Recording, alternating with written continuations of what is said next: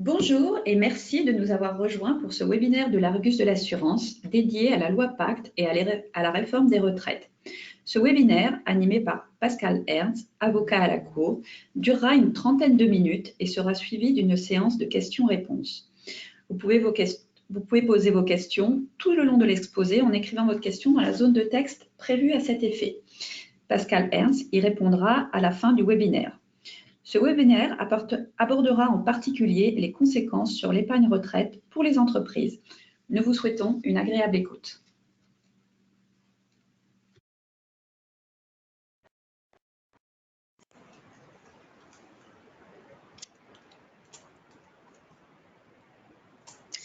Bonjour à tous.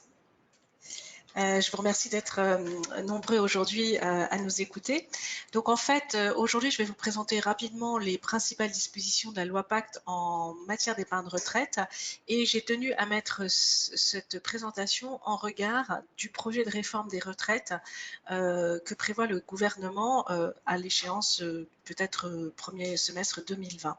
Pourquoi? Parce que ça a un impact sur le paysage global de la retraite en France et donc il est important de bien apprécier l'ensemble de ces éléments pour avoir une vision correcte.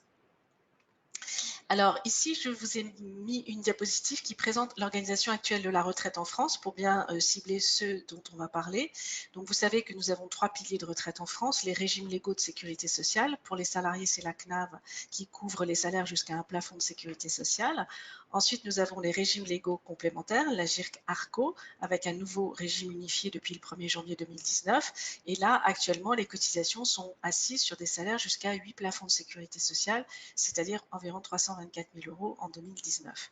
Et puis enfin, nous avons tous les régimes supplémentaires qui sont là des régimes qui n'ont pas de caractère légal obligatoire et qui sont mis en place par les entreprises ou par les individus pour eux-mêmes, soit dans le cadre d'une souscription individuelle, soit dans le cadre d'un contrat collectif souscrit par un employeur ou une association. Et c'est sur ces régimes de retraite supplémentaires que porte la réforme de la loi Pacte du 22 mai 2019. Alors pour bien visualiser rapidement la réforme, donc la réforme Pacte, c'est le bloc qui est tout au-dessus. Donc sur les régimes de retraite supplémentaires, ce que fait la loi Pacte, c'est qu'elle fusionne l'ensemble des produits existants dans un produit unique qui sera désormais le plan d'épargne retraite. Et parallèlement à cela, la réforme portée par le Haut Commissariat à la réforme des retraites, Jean-Paul Delevoye, prévoit la mise en place d'un régime universel qui viendra fusionner l'ensemble des régimes de base de sécurité sociale, mais également les régimes légaux complémentaires. Donc si on reprend la population des salariés, il y aurait donc une fusion du régime CNAV et du régime unifié AGIRC-ARCO. Pardon, je me suis trompée, c'est de l'autre côté. Alors, pour maintenant parler uniquement du panorama de la retraite supplémentaire, là aussi, je vous ai fait un graphique en positionnant les différents outils existants pour vous montrer le paysage avant et après. Aujourd'hui, on peut distinguer les outils en fonction de leur horizon de placement. Tout en bas du graphique, on a l'horizon épargne qui est sur une sortie entre 3, 5 et 8 ans. Au-dessus du graphique, sur la partie supérieure, j'ai positionné les outils de la retraite, puisque là, on est sur des horizons beaucoup plus longs, puisqu'on va jusqu'à la cessation d'activité professionnelle du titulaire du régime. Et puis également, les outils se répartissent entre des régimes qu'on souscrit dans le cadre de l'activité professionnelle et puis des régimes qu'on peut souscrire à titre individuel. Et là d'ailleurs, on ne parlerait pas de régime, mais plutôt de contrat, puisqu'on est sur des contrats qui sont pris par des individus. Donc vous voyez qu'aujourd'hui, le paysage de la retraite, il est épargne longue et retraite est le suivant. Nous avons d'abord dans les régimes professionnels à horizon épargne le plan d'épargne entreprise qui a son jumeau, son versant retraite qui est le PERCO. Et là, on est sur un horizon intermédiaire puisque le PERCO, il est bien pour une sortie à la retraite, mais il a quand même un cas de déblocage anticipé pour l'achat de la résidence principale qui est très utilisé et qui en fait donc un produit à horizon intermédiaire. Et puis ensuite, on a un paysage bien connu dans le monde de l'assurance qui existe depuis plus de 30 ans, qui sont les contrats d'assurance souscrits par les entreprises, article 83 régime à cotisation définie et article 39 régime à prestation définie. Et puis, côté contrat individuel, nous trouvons tous les contrats Madelin qui peuvent être souscrits par les professions indépendantes, le dispositif préfonds qui est ouvert aux fonctionnaires, et puis le produit qui a été créé par la loi Fillon de 2003, le PERP, qui permettait à toute personne, indépendamment de toute activité professionnelle, de souscrire un produit individuel de retraite auprès d'un banque assureur. Et j'ai également positionné l'assurance vie. Donc là, on est sur un contrat qui est souscrit à titre individuel, à horizon épargne, puisque l'horizon de l'assurance vie, c'est plutôt 8 ans. Mais avec l'idée d'introduire ce produit parce qu'en fait, la volonté du gouvernement de mobiliser une partie des sommes investies en assurance vie vers de l'épargne retraite qui serait investie dans l'économie a été une des lignes directrices de la réforme de l'épargne retraite adoptée dans le cadre de la loi Pacte. Alors, le paysage après, vous allez voir, c'est assez parlant. Donc, je repositionne tous mes outils. Donc, j'ai toujours mon PE, j'ai toujours l'assurance vie. Mais en revanche, au niveau de la retraite, ça change, qu'on soit sur le volet professionnel ou sur ce qu'on peut faire à titre individuel, puisqu'en fait, ce qu'opère la loi Pacte, c'est une fusion de l'ensemble des produits existants sur un seul produit unique qui s'appellera le plan d'épargne retraite et qui comportera 3 volets. En revanche, vous remarquez tout de suite que l'on maintient un régime spécifique pour les régimes à prestations définies. Le choix du législateur a été clairement de maintenir une législation sur ces dispositifs qui ne rentrent pas dans le nouveau PER qui est mis en place. Alors maintenant, venons-en un petit peu plus concrètement aux détails de la loi Pacte. Donc, elle a été votée et adoptée le 22 mai 2019. Elle comporte 2 articles en matière de retraite supplémentaire. Un article 71 qui est relatif à l'épargne retraite, sur lesquels plusieurs textes d'application sont en cours d'élaboration puisque l'article 171 renvoie très largement à une ordonnance. Et puis également un article 197 qui est relatif au régime de retraite à prestations définies. Et là, pour le coup, le texte renvoyait aussi très largement à une ordonnance, intégralement à une ordonnance pour le contenu. Et cette ordonnance a été publiée le 4 juillet dernier. Alors, si nous allons commencer par les régimes à prestations définies, parce que dans l'ordre d'adoption des textes, c'est là qu'on a les textes les plus aboutis, puisqu'on a eu le texte de loi et l'ordonnance a été publiée. Les caractéristiques actuelles de ces régimes, vous les connaissez. Ce sont des régimes dans lesquels l'employeur s'engage sur une promesse de pension à l'âge de la retraite, le plus souvent exprimée en pourcentage du salaire, et il a donc la charge du financement de cette prestation. Ce qui constitue pour lui un passif social. Vous savez que ce passif social est peut-être très important, puisque comme l'employeur est engagé sur une promesse de pension, si le coût de financement de cette pension augmente, eh bien, il prend la charge supplémentaire puisqu'il doit délivrer ce pourcentage du salaire à l'âge de la retraite. Et on l'a bien vu ces années écoulées avec la baisse du taux technique qui, évidemment, est venue alourdir l'engagement pour l'entreprise. Ces régimes également, pour des raisons fiscales et sociales, sont régis par un dispositif spécifique puisqu'ils doivent procurer des droits qui sont sous condition d'achèvement de la carrière dans l'entreprise et de droits non individualisables par bénéficiaire. Et vous connaissez leur traitement fiscal et social, exonération totale d'impôt sur le revenu, exonération de cotisation sociale CSG, CRDS, et en revanche, un système de taxation à la charge de l'employeur qui est soit sur le financement, par une taxe de 24% ou 48% selon qu'on est sur les primes versées ou les dotations internes au compte de l'entreprise, et puis également une taxation sur les rentes, alors pour l'entreprise également sur option pour elle, et enfin, une taxation sur les rentes pour les bénéficiaires. Donc, c'est là les bénéficiaires qui payent lorsqu'ils perçoivent la prestation selon un barème de 3 tranches, 0, 7 ou 14% de la prestation. Alors, qu'a fait la loi Pacte par rapport à ce paysage? Eh bien, elle a autorisé le gouvernement à prendre par ordonnance toutes les mesures qui étaient nécessaires à la transposition de la directive de l'Union européenne du 16 avril 2014 qui instaure des conditions minimales sur l'acquisition des droits sur ces régimes afin d'améliorer les droits et la préservation des droits à pension complémentaire pour les personnes qui se déplacent dans l'Union européenne, donc un objet très spécifique. Cette directive devait être transposée avant le 20 mai 2018. La France avait pris pas mal de retard et donc elle a enfin pris les mesures nécessaires. Et puis le gouvernement est allé au-delà parce qu'il a eu également l'autorisation par l'article 197 de la loi Pacte de prendre toutes les mesures nécessaires à la modernisation du cadre juridique de ces régimes.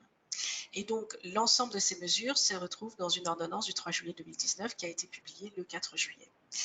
Alors, sur le volet transposition de l'ordonnance, eh bien, clairement, elle pose une règle qui est une règle impérative et qui est que plus aucun régime à prestations définies conditionnant les droits à l'achèvement de la carrière dans l'entreprise ne peut plus être créé à partir de la publication de l'ordonnance, soit à la date du 4 juillet 2019. Pour les régimes en cours à cette date-là, ce que le texte nous dit, c'est qu'il n'y a plus aucune affiliation de nouvel entrant possible à compter de la date du 4 juillet. Donc quelqu'un qui n'était pas bénéficiaire du régime et qui en remplirait entre guillemets les conditions postérieurement à la date du 4 juillet, il ne peut plus, le bénéfice est fermé. Et par ailleurs, pour tous les bénéficiaires qui étaient affiliés au régime avant l'entrée en vigueur du texte, pardon, alors c'est pas entrée en vigueur, c'est la date du 4 juillet 2019, eh bien, c'est aucun nouveau droit supplémentaire conditionnel qui ne peut plus être acquis au sens de ces régimes pour toutes les périodes d'emploi accomplies à compter du 1er janvier 2020. En revanche, les droits qui sont en cours de constitution au titre des périodes antérieures et incluant la période jusqu'au 31 décembre 2020 sont maintenus, mais toujours aux conditions du régime, c'est-à-dire sous condition d'achèvement de la carrière dans l'entreprise. Il y a une exception à ces règles, c'est que les régimes qui étaient déjà fermés aux nouveaux entrants et qui avaient été fermés au plus tard à la date du 20 mai 2014, donc 20 mai 2014 et toutes les fermetures antérieures, sont totalement hors champ d'application de ces dispositions. Et donc, dans le cadre de ces régimes-là, les bénéficiaires peuvent continuer à acquérir des droits sur les périodes d'activité postérieures au 1er janvier 2020, et ce, jusqu'à leur départ en retraite, et toujours avec une prestation qui ne leur sera servie que s'ils sont bien toujours présents dans l'entreprise à l'achèvement de la carrière. Alors, la deuxième chose que fait l'ordonnance très rapidement, c'est que dans le volet modernisation, il est instauré un nouveau type de régime à prestations définies par le biais d'un article L136-11-2 du Code de la sécurité sociale et qui comporte un certain nombre de règles sur la configuration du régime. Donc, les droits devront être exprimés en pourcentage de la rémunération de l'année considérée et dans la limite de 3% par année. Par ailleurs, le cumul des droits, tous employeurs confondus, ne pourra pas excéder 30 points. Alors j'ai traduit ça par 30%. Vous voyez donc une certaine complexité, c'est-à-dire qu'au fur et à mesure que les gens bénéficiaires de ce type de régime vont changer d'entreprise, l'entreprise chez laquelle la personne va arriver devra pouvoir vérifier à quel niveau il se situe, enfin l'ensemble des droits qu'il a acquis dans ce type de nouveau régime par rapport au seuil de 30%. Enfin, ce qui est plutôt un plafond d'ailleurs. Enfin, chose importante, tout dirigeant ou mandataire social d'une société et tout salarié dont la rémunération excède 8 plafonds de sécurité sociale, c'est-à-dire environ 324 000 € en 2019, pour ces personnes-là, l'acquisition de droits dans le régime devra être sous respect de conditions liées aux performances professionnelles de la personne. Alors ça peut paraître très exigeant, mais très franchement, c'est plutôt une version je dirais, compatible avec la gestion de ces régimes qui a été adoptée par l'administration, par le gouvernement, parce que dans les projets d'origine, la condition de respecter des conditions liées aux performances professionnelles par bénéficiaire s'appliquait à l'ensemble des bénéficiaires du régime, ce qui aurait été évidemment ingérable. Là, on est simplement sur les populations les mieux rémunérées et sur les mandataires sociaux et dirigeants. Enfin, dernière condition, pour pouvoir mettre ce type de régime en place, l'entreprise doit justifier que l'ensemble des salariés de l'entreprise bénéficient au moins d'un dispositif d'épargne retraite. On avait déjà ça dans les anciens régimes, donc ça n'est pas nouveau. Passons à l'autre partie qui concerne le plan d'épargne retraite. Donc ça, la grande réforme en épargne retraite de l'article 71 de la loi Pacte. Le gouvernement, le Parlement, les parlementaires ont créé par cet article un véhicule unique qui s'appelle le plan d'épargne retraite et qui fait l'objet d'une série de dispositions communes qui sont codifiées aux articles L224.1 à L224.28 du Code monétaire et financier.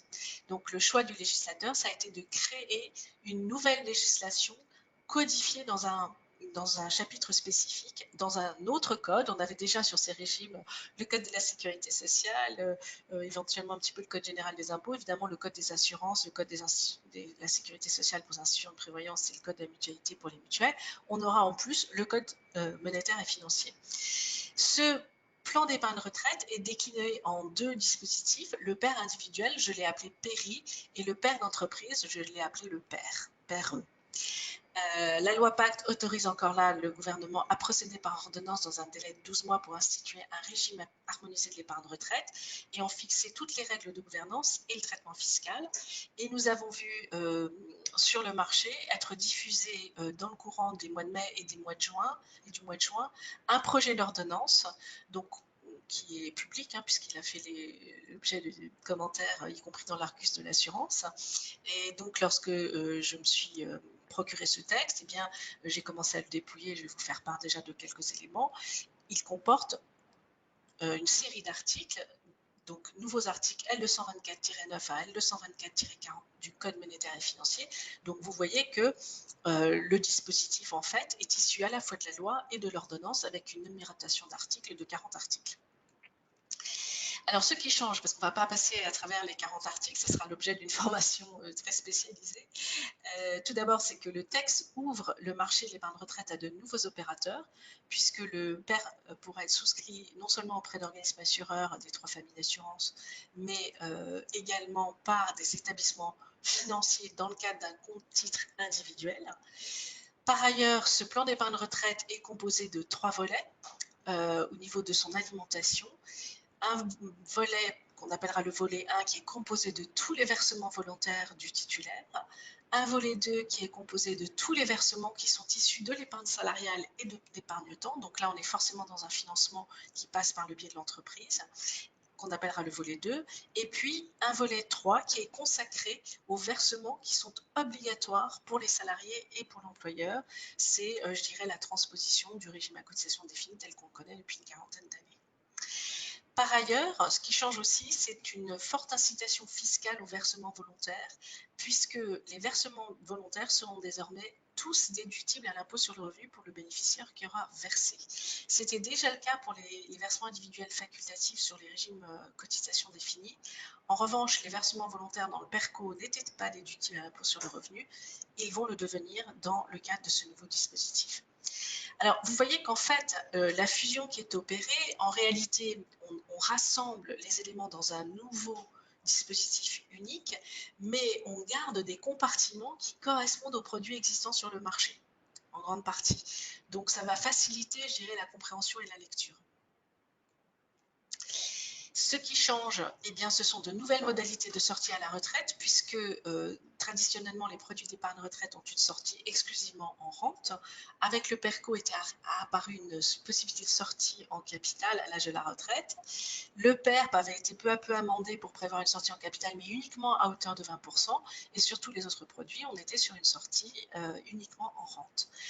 Aujourd'hui, la loi Pacte généralise la possibilité de sortie soit en rente, soit en capital, à l'exception des pensions, des prestations de retraite qui auront été constituées par des versements obligatoires dans le cadre du volet 3 du produit. Nous avons également une harmonisation de 6 cas de sortie anticipée, y compris l'acquisition de la résidence principale, sauf sur le volet 3. Les transferts sont très largement encouragés avec, je dirais, des dispositions qui régissent la bascule d'un produit à l'autre, y compris des anciens produits vers les nouveaux produits. Et puis, on voit apparaître des dispositions qui sont tout à fait bienvenues. Donc là, c'est dans le projet d'ordonnance, c'est pour ça qu'elles apparaissent en italique, qui concernent le transfert collectif en cas de modification dans la structure, dans la situation juridique de l'entreprise.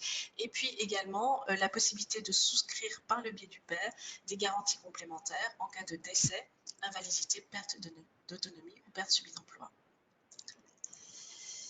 Alors, nous avons également des modifications importantes sur le traitement fiscal et cette régularisation elle est opérée par les textes du projet d'ordonnance, donc c'est pour ça que tout ça figure en italique, car je crois que les arbitrages définitifs ne sont pas complètement effectués, mais en tout cas, en l'état actuel, le niveau des enveloppes fiscales ne serait pas modifié, donc on resterait sur une enveloppe à 8% du salaire pris dans la limite de 8 plafonds de sécurité sociale pour tout ce qui concerne les versements obligatoires et pour tout ce qui concerne les versements issus de l'épargne salariale, en tout cas de l'abondement de l'employeur, on resterait dans une enveloppe de 16% du plafond de sécurité sociale, ce qui est environ 6 300 € pour 2019. En revanche, tous les versements volontaires au pair deviendraient déductibles du revenu global. C'est ce qu'on a vu tout à l'heure, c'est cet encouragement fiscal qui est introduit dans la loi.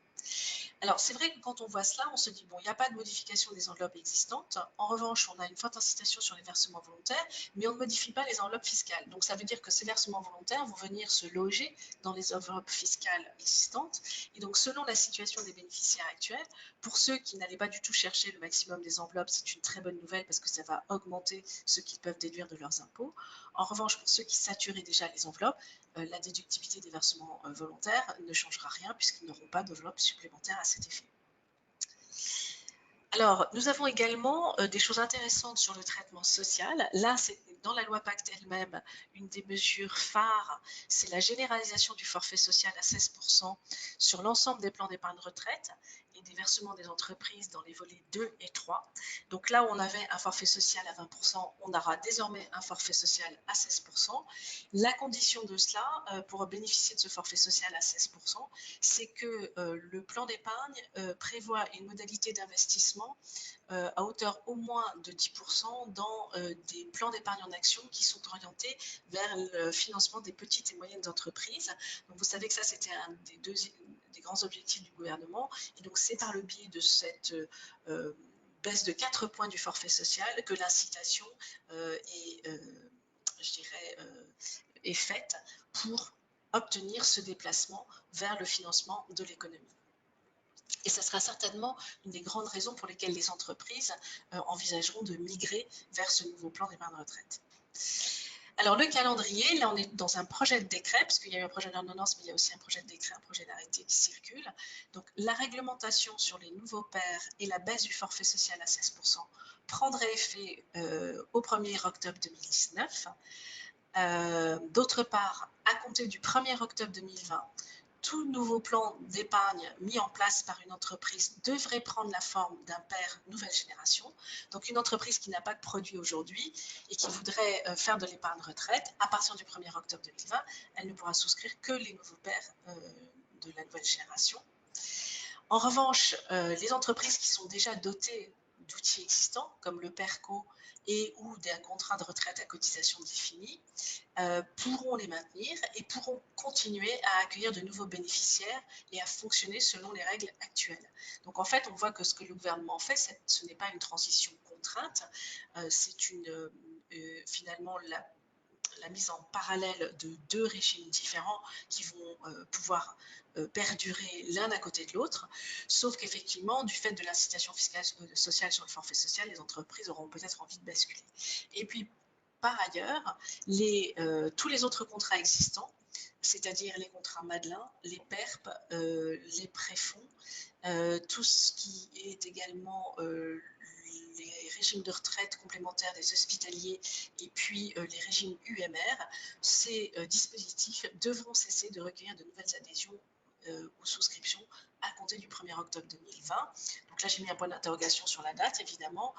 Donc là, pour le coup, ça veut dire que le marché de l'assurance doit se mettre en ordre de marche parce qu'à partir du 1er octobre 2020, devront être commercialisés uniquement les nouveaux pairs.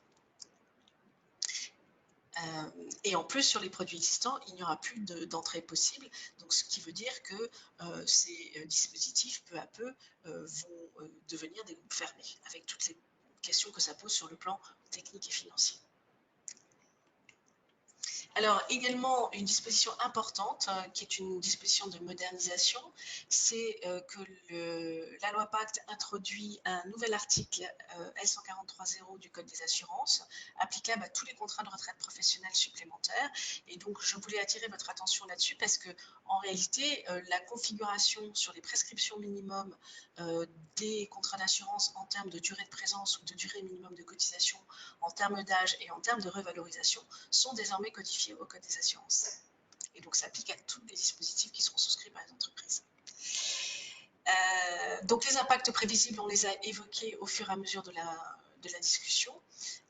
On voit bien qu'il y a nécessairement un impact sur le sort des régimes en cours, en tout cas immédiatement pour les régimes à prestations définies.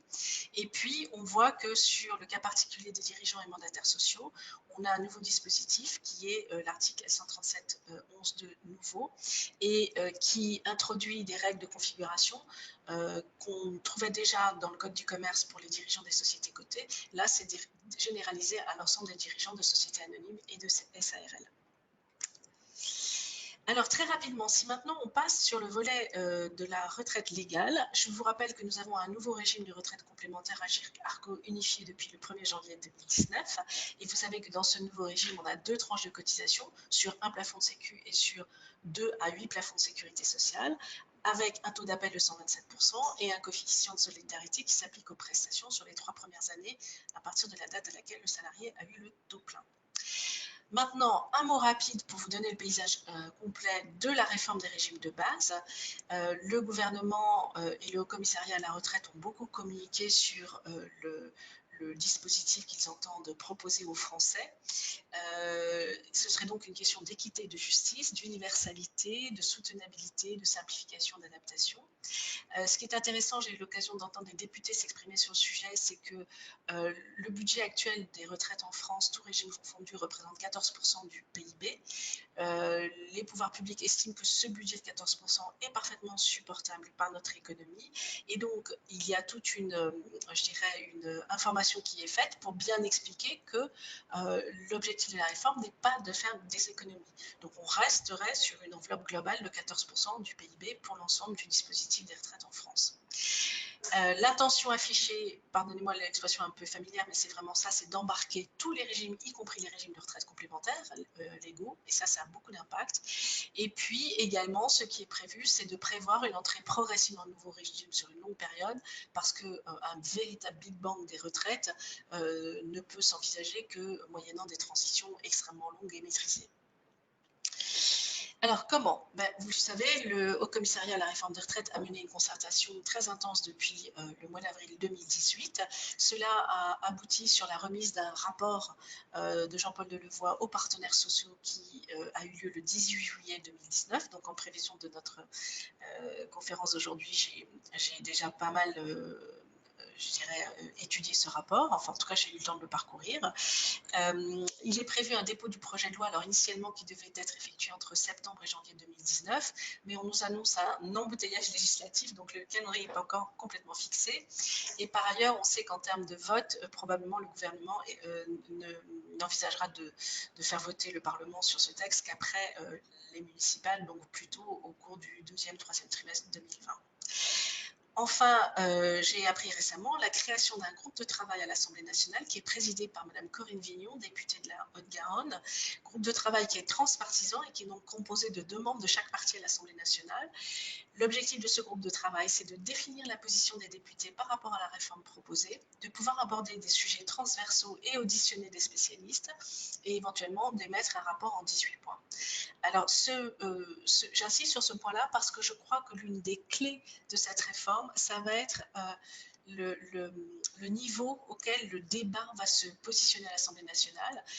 Effectivement, si on veut faire un Big Bang des retraites, ça demande un effort réglementaire considérable qui probablement sera renvoyé à des ordonnances, mais il serait très dommage que cette procédure par ordonnance escamote le débat au Parlement, et c'est donc certainement un signe fort donné au gouvernement par le Parlement avec la création de ce groupe de travail, de la nécessité d'un vaste débat parlementaire auquel doit être accordé tout le temps nécessaire.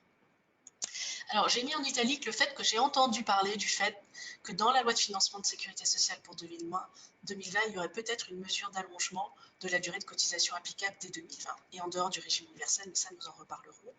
Alors, très rapidement, parce que j'approche la fin de la demi-heure qui m'était impartie, dans le nouveau régime universel, ce qui ne changera pas, c'est que c'est un système par répartition. L'âge légal devrait rester inchangé à 62 ans, mais on dit déjà qu'il y aura un âge taux plein qui sera de 64 ans, avec un maintien quand même des départs en carrière longue pour 60 ans. On aura toujours un minimum de pension vieillesse pour tous, un maintien des pensions de réversion et des solidarités, et puis une véritable attention donnée à la prise en compte des spécificités, notamment dans certains métiers. Ce sera un régime unique en points, applicable à toutes les générations nées à partir de 1963. Les cotisations, et c'est là que je voulais en venir, de ce nouveau régime seraient assises sur les salaires, mais limitées jusqu'à 3 plafonds de sécurité sociale.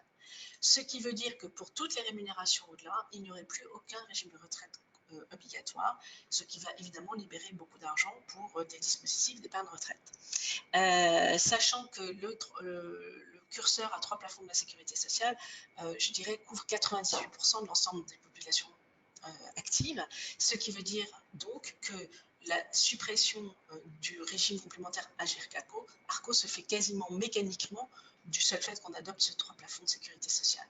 Et puis tous les régimes seraient fusionnés dans un régime unique à horizon 2025. Pareillement, à horizon 2025, ce qui nous est annoncé, c'est une pré-liquidation de tous les droits à retraite acquis par les populations nées à partir de 1963, avec une conversion en points dans le nouveau régime. Donc vous voyez, c'est quand même extrêmement ambitieux. Donc en synthèse, parce que j'arrive à la fin de ma présentation, la réforme de la retraite supplémentaire, que ce soit en prestations définies ou en cotisations définies, est aujourd'hui connue dans ses grandes lignes, même si tous les textes ne sont pas encore adoptés définitivement. On attend notamment une circulaire sur les régimes à prestations définies. La réforme de la retraite complémentaire, le régime unifié, lui, elle est bien entrée en vigueur au 1er janvier 2019, mais elle risque d'être quelque part balayée par la réforme du régime universel, dont on voit bien qu'elle se profile maintenant avec, je dirais, davantage de précision. Donc les impacts attendus, on les a évoqués.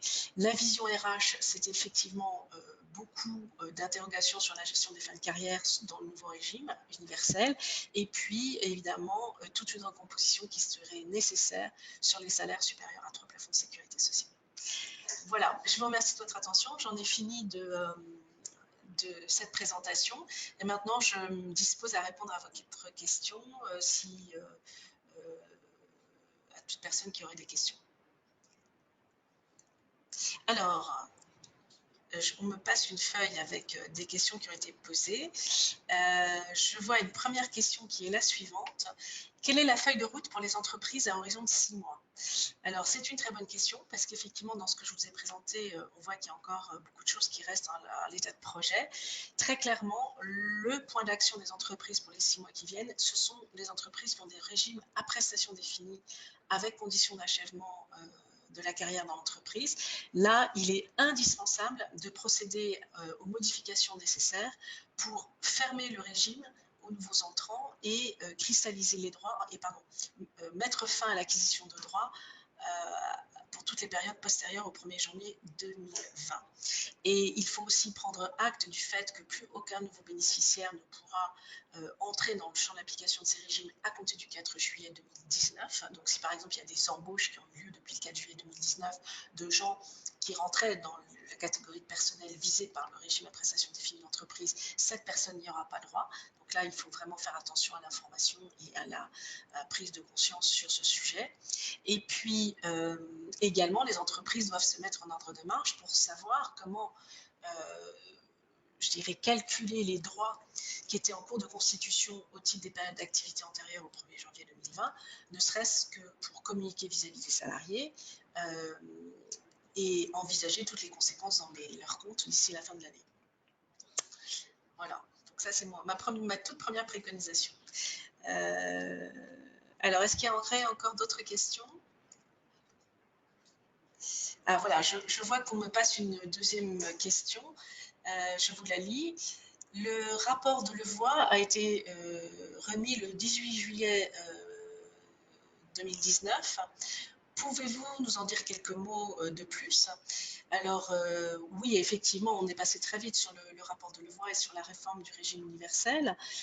Ce qui est envisagé, effectivement, donc je vous ai donné les grandes lignes. Ce qui est très intéressant dans le rapport de Levoy, c'est qu'on voit un traitement unique qui est préconisé pour l'ensemble des dispositifs et y compris pour les dispositifs de la fonction publique et des régimes spéciaux. Une chose importante aussi dans le rapport de Levoy, c'est le fait que le régime universel concernera également les professions indépendantes et le régime préconise En fait, le régime part du postulat que ce qui est souhaité, c'est une pension de retraite qui représente 70% du dernier revenu d'activité. Et pour ce faire, la préconisation en termes de cotisation est à hauteur de 28%. Alors, cette cotisation est répartie entre une cotisation d'environ 25% sur les revenus et une cotisation d'équilibre et de solidarité qui serait de l'ordre de 2,81% sur la totalité de la rémunération. Et là, on irait chercher les rémunérations au-delà de 3 passes. Mais vous comprenez bien que pour les travailleurs indépendants, ce 28% risque d'être insupportable. Enfin, en tout cas, c'est déjà les arguments qu'ont déployé un certain nombre de caisses et de fédérations et d'organismes professionnels des professions indépendantes. Donc là, il y a quand même une très grande question sur le financement et sur ce taux de cotisation. Voilà, je vous remercie. Peut-être encore une troisième.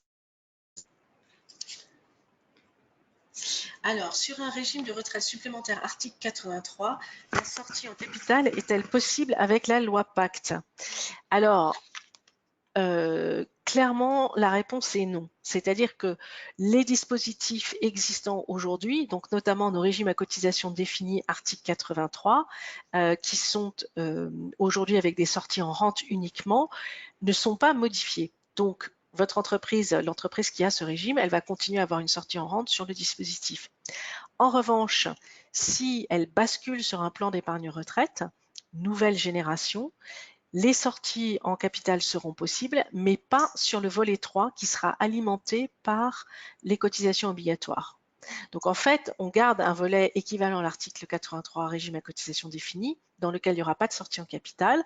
En revanche, ce qui va changer, c'est que si vos salariés pouvaient faire des versements individuels facultatifs sur ce produit article 83 dans l'entreprise, désormais, ces versements seront des versements volontaires faits sur le volet 1 du produit d'épargne retraite, et là, la sortie en capital est possible intégralement. Donc, il y a un véritable intérêt à ce nouveau régime, mais en revanche, les produits existants ne sont pas modifiés. Voilà, j'espère avoir répondu à votre question. Je crois que nous n'avons plus d'autres questions et que nous avons de plus atteint l'heure de fin de notre webinaire. Donc, je vous remercie tous pour votre présence et votre participation et je vous dis peut-être à bientôt. Au revoir.